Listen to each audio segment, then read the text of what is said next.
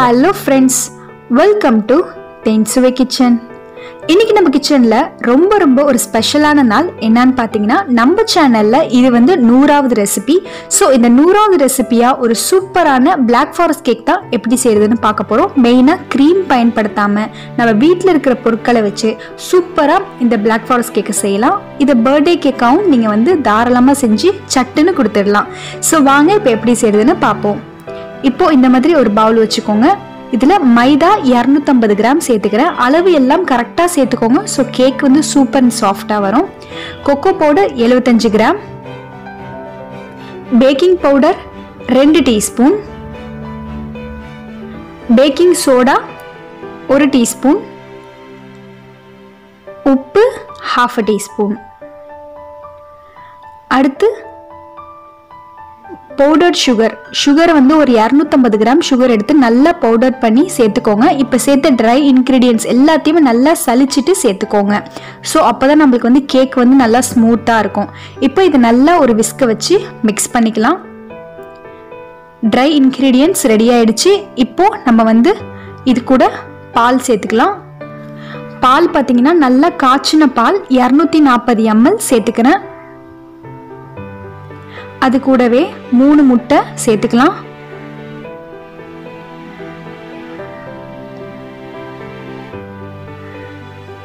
அடுத்து vanilla essence 1 tablespoon நல்லா smell வர்றதுக்காக. கூடவே பார்த்தீங்கன்னா காஃபி பவுடர் ஒரு 2 teaspoon coffee powder, instant Nestle coffee powder தான் எடுத்திருக்கேன். அதை ஒரு 2 டேபிள் ஸ்பூன் வாட்டரில் மிக்ஸ் பண்ணி சேர்த்துக்கோங்க. கூடவே பார்த்தீங்கன்னா ஆயில் ஒரு 100 ml சேர்த்துக்கிறேன். ஆயில் பார்த்தீங்கன்னா நல்லா ஃப்ளேவர் இல்லாத ஆயிலாக பார்த்து சேர்த்துக்கோங்க. நான் வந்து வெஜிடபிள் ஆயில், சன்ஃப்ளவர் ஆயில் தான் சேர்த்துருக்கேன். இப்போது இது எல்லாத்தையும் நல்லா மிக்ஸ் பண்ணிக்கலாம். காஃபி பவுடர் எதுக்கு சேர்க்குறோன்னா அந்த கொக்கோ பவுடரோட ஸ்மெல்லை வந்து நல்லா ரிச்னஸாக தூக்கி கொடுக்கும், அதுக்காக தான். ஸோ இப்போ இதை நல்லா மிக்ஸ் பண்ணி விட்டுருங்க. நல்லா கட்டிகள் இல்லாமல் நல்லா ஸ்மூத்தாக மிக்ஸ் பண்ணிக்கணும். ஒரு 2 நிமிஷம் கைவிடாமல் நல்லா மிக்ஸ் பண்ணிங்கன்னா இந்த மாதிரி ஸ்மூத் அண்ட் சாஃப்டாக வந்துடும். ரொம்பவும் தண்ணி மாதிரி இருக்கக்கூடாது. பாருங்க, இந்த பதத்தில் தான் இருக்கணும். அப்போ தான் நம்மளுக்கு வந்து கேக் நல்லா வரும். இப்போ இருக்கட்டும். இப்போ நம்ம வந்து கேக் டின்ல நல்லா பட்டர் பேப்பர் போட்டுக்கோங்க. பட்டர் பேப்பர் இல்லைன்னா நீங்கள் வந்து பட்டர் நல்லா க்ரீஸ் பண்ணி மைதா மாவு இருந்துச்சுன்னா ஃபுல்லாக போட்டு தட்டி விட்டு வச்சுக்கோங்க. இப்போ நான் பட்டர் பேப்பர் சேர்த்துருக்கேன். கூடவே கொஞ்சமாக பட்டரும் சேர்த்துருக்கேன் சுற்றி. இப்போது இதில் நம்ம வச்சுருந்த கேக் பேட்டரை உள்ளே சேர்த்துக்கலாம். கேக் டின்னில் ஃபுல்லாக சேர்க்காதீங்க, பாதி அளவு சேர்த்துக்கோங்க. அப்போ தான் கேக் வந்து நல்லா ஃப்ளஃபியாக வெந்து வரும்.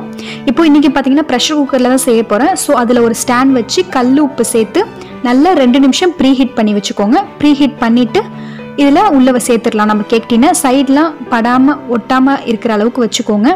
இப்போது விசில் பெல்ட் எதுவுமே போடாமல் ஒரு 45 நிமிஷம் நல்லா லோ ஃப்ளேமில் வச்சு வேக வச்சுருங்க. இப்போது 45 நிமிஷம் கழித்து பார்க்குறேன். பாருங்கள், நல்லா உப்பி சூப்பராக வெந்து வந்திருக்கு. பாருங்கள், கொஞ்சம் கூட ஒட்டல. அவ்வளோதான், நம்மளோட கேக் வந்து நல்லா வெந்து சூப்பராக வந்துருச்சு. இப்போது இதை வந்து வேறு பிளேட்டுக்கு மாற்றிடுங்க. நல்லா இந்த கேக் வந்து ஆறணும், அப்போ தான் நம்மளுக்கு வந்து சூப்பராக இருக்கும். இப்போது இந்த கேக்கை வந்து நம்ம திருப்பி போட்டு பட்டர் பேப்பரை எடுத்துடலாம். பட்டர் பேப்பர் வந்து ஈஸியாக வீட்லேயே செய்யலாம். ஸோ எப்படி செய்யறதுன்னு நான் அடுத்த வீடியோவில் போடுறேன். ரொம்ப ஒரு ஈஸியான மெத்தடில் நம்ம பட்டர் பேப்பர் செஞ்சிடலாம். இது கூட ஹோம்மேட் பட்டர் பேப்பர் தான். இப்போ இது நல்லா ஃபுல்லாக எடுத்துருங்க. அவ்வளோதான், நம்மளோட கேக் சூப்பரான சாக்லேட் கேக் ரெடி ஆயிடுச்சு. பர்த்டேக்கு நீங்கள் இந்த மாதிரி ட்ரை பண்ணலாம். வீட்டில் இருக்கிற சின்ன பொருட்களை வச்சு சூப்பராக நம்ம கேக் செஞ்சிடலாம். கடைகளில் போய் வாங்கணும்னு அவசியம் இல்லை. ஒரு 30 நிமிஷம் அப்படியே இருக்கட்டும். இப்போது சுகர் சிரப் செஞ்சுக்கலாம். அதுக்காக ஒரு சாஸ்பேனில் 250 ml அளவுக்கு தண்ணி சேர்த்துக்கிறேன். அது கூடவே ஒரு 5 செர்ரிஸ் நல்லா சாப் பண்ணி உள்ளே சேர்த்துக்கலாம். கூடவே ஒரு 3 டேபிள் ஸ்பூன் சுகர் சேர்த்துக்கிறேன். இந்த சுகர் சிரப்பை நம்ம கேக்கில் அப்ளை பண்ணும்போது கேக் நல்லா சாஃப்டாக ஜூஸியாக இருக்கும், அதுக்காக தான். இப்போ இது ஒரு கம்பி பதம் வரணும்னு அந்த மாதிரிலாம் அவசியம் இல்லை. ஜஸ்ட் மிக்ஸ் ஆகி நல்லா சுகர் கரைஞ்சி வந்தாலே போதும். இப்போ ஸ்டவ்வை ஆஃப் பண்ணி இறக்கி வச்சிருங்க. இப்போ கேக்கு பார்த்தீங்கன்னா நல்லா 3 ஸ்லைஸாக போட்டு வச்சுக்கோங்க. ஒரு 30 நிமிஷம் ஃப்ரிட்ஜில் வச்சு எடுத்துக்கோங்க. இப்போ பார்த்தீங்கன்னா நம்ம வந்து க்ரீம் சேர்க்க போகிறது இல்லை, வெனிலா ஐஸ்கிரீம் தான் சேர்க்க போகிறோம்.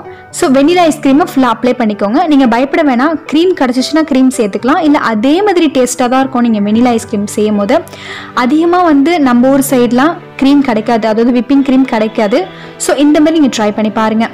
நான் ஏற்கனவே அடியில் வந்து சுகர் சிரப் தான் ஊற்றுனா அந்த கிளிப் மிஸ் ஆகிடுச்சு. இப்போது அது மேலே ஒரு லேயரை வச்சு இதில் வந்து சுகர் சிரப்பை சேர்த்துக்கிறேன். ஸோ இந்த மாதிரி சேர்த்துக்கோங்க. சேர்த்துட்டு அது மேலே திரும்பியும் வெண்ணிலா ஐஸ்கிரீம் வச்சுக்கலாம். வச்சு நல்லா ஸ்ப்ரெட் பண்ணி விட்டுருங்க. இந்த மாதிரி பர்த்டே கேக் ஈஸியாக நம்ம வீட்லேயே செய்யலாம். ஸோ அது மேலே அடுத்த லேயரை வச்சிடலாம். இப்போது அடுத்து பார்த்தீங்கன்னா இதுக்கு நான் யூஸ் பண்ண போகிறது க்ரீம் இல்லை, பட்டர் ஃப்ராஸ்டிங் தான் செய்ய போகிறோம். பட்டர் ஃப்ராஸ்டிங்னா ஒன்றும் இல்லை, ஜஸ்ட் ஒரு 100 கிராம் பட்டர் எடுத்து அதில் ஒரு 4 டேபிள் ஸ்பூன் சுகர் சேர்த்து 1 டீஸ்பூன் அளவுக்கு வெனிலா எசன்ஸ் சேர்த்து நல்லா மிக்சியில் பீட் பண்ணி இந்த மாதிரி நல்லா ஃப்ளஃபியாக வர அளவுக்கு பீட் பண்ணி ஒரு பைப்பிங் பேக்கில் சேர்த்துக்கோங்க. சேர்த்து நல்லா இதை அப்ளை பண்ணிக்கோங்க. கேக் வந்து நல்லா சில்லுன்னு இருக்கணும். ஸோ ஒரு 30 நிமிஷம் நல்லா ஃப்ரிட்ஜில் வச்சு எடுத்ததுக்கப்புறம் நீங்கள் வந்து இதை அப்ளை பண்ணிக்கோங்க. இது பார்த்தீங்கன்னா டைரி மில்க், நீங்கள் வந்து டார்க் சாக்லேட் கூட யூஸ் பண்ணிக்கலாம். டைரி மில்க் நான் எடுத்திருக்கேன். இதை நல்லா துருவிட்டு ஃப்ரிட்ஜில் ஒரு 5 நிமிஷம் வச்சுருங்க. அப்போ தான் வந்து அந்த துருவுனது சாக்லேட் வந்து மெல்ட் ஆகாமல் இருக்கும். இதை சுற்றி ஃபுல்லாக நான் சேர்த்துக்கிறேன். உங்களுக்கு பிடிச்ச டிசைன் தான், நீங்கள் எந்த டிசைன் வேணாலும் நீங்கள் செஞ்சுக்கலாம். பைப்பிங் பேக் மூலிமா நான் சும்மா நார்மலாக ஒரு டிசைன் செய்கிறேன். உள்ளே நீங்கள் பர்த்டேக்கு இல்லை எதுக்கும் ஒரு ஃபங்க்ஷனுக்கு நீங்கள் கேக் செய்யணும்னா உள்ளே வந்து நீங்கள் எழுதிக்கலாம். இப்போது இதில் வந்து செரிஸ் வச்சுக்கிறேன். அவ்வளோதான், நம்மளோட சூப்பரான ஈஸியான பிளாக் ஃபாரஸ்ட் கேக் க்ரீம் இல்லாமல் சூப்பராக ரெடி ஆகிடுச்சு. ஐ ஹோப் இந்த கேக் உங்களுக்கு ரொம்ப ரொம்ப பிடிக்கும். நீங்களும் வீட்டில் இந்த கேக்கு கண்டிப்பாக ட்ரை பண்ணி பாருங்கள். கூடவே எக்ஸ்ட்ரா பிட்டிங்க்கு நான் வந்து சாக்லேட் சிரப்லாம் சேர்த்துக்கிறேன். இது நல்லா ரிச்னஸான டேஸ்ட் கொடுக்கும். அதுக்காக தான் இந்த கேக்கு நீங்களும் வீட்டில் கண்டிப்பாக ட்ரை பண்ணி பாருங்கள். உங்கள் கூட இந்த 100வது ரெசிபியை ஷேர் பண்ணுறதுக்கு நான் ரொம்ப ரொம்ப ஹாப்பியாக ஃபீல் பண்ணுறேன். ஹோப் நான் அப்லோட் பண்ண ரெசிபிஸ் எல்லாமே உங்களுக்கு ரொம்ப பிடிச்சிருக்கும்னு நினைக்கிறேன். உங்களோட சப்போர்ட் இல்லாமல் இந்த அளவுக்கு 100 ரெசிபி என்னால் அப்லோட் பண்ணியிருக்க முடியாது. மேலும் மேலும் சப்போர்ட் பண்ணுங்கள். இன்னும் நிறைய ரெசிபிஸ் நம்ம சேனலில் வர காத்திருக்கு. ஸோ எல்லா ரெசிபிஸையும் பார்த்து ட்ரை பண்ணிவிட்டு எப்படி இருக்குன்னு ஃபீட்பேக் கொடுங்க. இந்த கேக் பார்த்தீங்கன்னா நல்லா சாஃப்டாக சூப்பராக இருக்கும். நீங்கள் பயப்படவே தேவையில்லை. நம்ம க்ரீம் வச்சு செய்யலை தான், ஆனால் நம்ம சேர்த்துருக்கிற வெனிலா ஐஸ்கிரீம் அப்புறம் பட்டர் ஃப்ராஸ்டிங் எல்லாமே சூப்பராக இருக்கும். சர்வ் பண்ணுறதுக்கு முன்னாடி ஒரு 10 நிமிஷம் நல்லா ஃப்ரிட்ஜில் வச்சுருங்க. அப்போ தான் மெல்ட் ஆகாமல் நல்லா சூப்பராக வரும். இப்போ 10 நிமிஷத்துக்கு அப்புறம் இதை கட் பண்ணி பார்க்கலாம். பிகினர்ஸ் கூட ரொம்ப ரொம்ப ஈஸியாக இந்த கேக்கை செய்யலாம். பாருங்கள், நல்லா லேயர்டாக ஐஸ்கிரீம்லாம் ஃபில் பண்ணி சூப்பராக நம்மளோட பிளாக் ஃபாரஸ்ட் கேக் தயாராகிடுச்சு.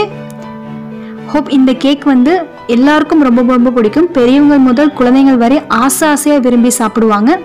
பாருங்கள் எவ்வளோ சாஃப்டாக நல்லா லேயர்டாக சூப்பராக இருக்குது நம்மளோட கேக். இந்த கேக்கை நீங்களும் வீட்டில் செஞ்சு பார்த்துட்டு எப்படி இருக்குன்னு ஃபீட்பேக் கொடுங்க. மறக்காமல் நம்ம சேனலை மேலும் மேலும் சப்போர்ட் பண்ணி நம்ம சேனலை இது வரைக்கும் சப்ஸ்கிரைப் பண்ணாமல் இருந்தீங்கன்னா சப்ஸ்கிரைபும் பண்ணிவிட்டு கூடவே இருக்கிற அந்த பெல் ஐக்கானையும் கிளிக் பண்ணி விட்டுக்கோங்க. ஸோ நான் போடுற அடுத்தடுத்த ரெசிபிஸ் எல்லாமே உங்கள் நோட்டிஃபிகேஷனுக்கு உடனே வரும். நீங்கள் கிளிக் பண்ணி பார்க்கலாம். தேங்க்யூ ஸோ மச் ஃபார் வாட்சிங்.